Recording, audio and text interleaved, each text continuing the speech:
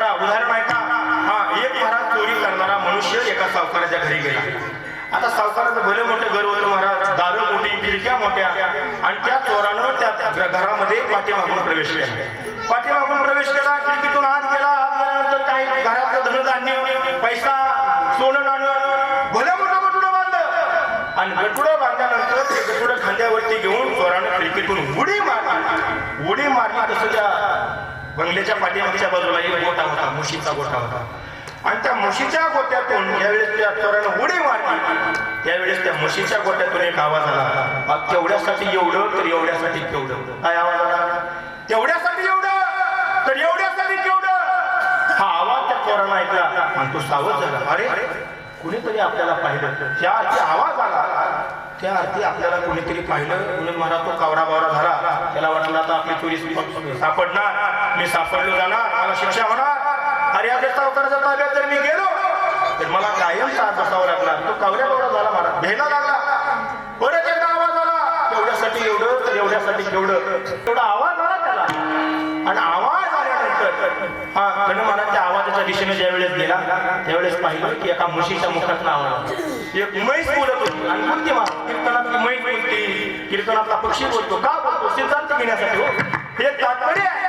आणि महाराज त्या म्हशीने ज्यावेळेस त्या आवाज त्यानं ऐकला त्यावेळेस तो म्हशीच्या जवळ गेला. त्या म्हशीला म्हटला, म्हशी तूच बोलली काय? हा, ती म्हणली मीच बोलली. काय बोलली? ती म्हणली तेवढ्यासाठी एवढं तर एवढ्यासाठी केवढं. त्याला पण कळलं ना हे काय आहे नेमकं. मग त्याने विचारलं, तू असं का म्हणली? ती म्हणली, आहे मला माहिती आहे म्हणे तू चोरी करून निघाला. भले मोठं गटुडं बांधले, ह्या घरात सगळं धनधान्याच्या पिशवीत त्या गटुड्यात बांधलेलं आहे. पण तुला सांगते म्हणे जरा कान उघडे ठेवून आहे, मी सुद्धा गेल्या जन्मी या घरात मोलकरणीचं काम करायचे. कशाचं? मोलकरणीचं काम या घरात मी करत होती. अरे या घराचा माझ्या लय विश्वास होता, त्या मालकिनीचा माझा विश्वास होता, त्या मालकाचा माझा विश्वास होता. पण मला एक वाईट सवय होती. कुठली? माणसाला चहा करायला सांगितला की मी आधी ग्लासभर दूध प्यायची. म्हणजे काय?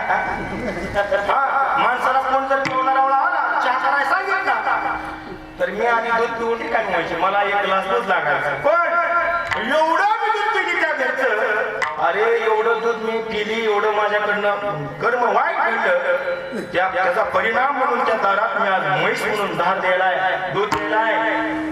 मग मी विचार करते, अरे साधं मी दूध रोज एक ग्लास दूध पिले काय म्हणून मला म्हशीचा जन्म मिळाला, आणि हा तर भलं मोठं गटुडं घेऊन निघाला.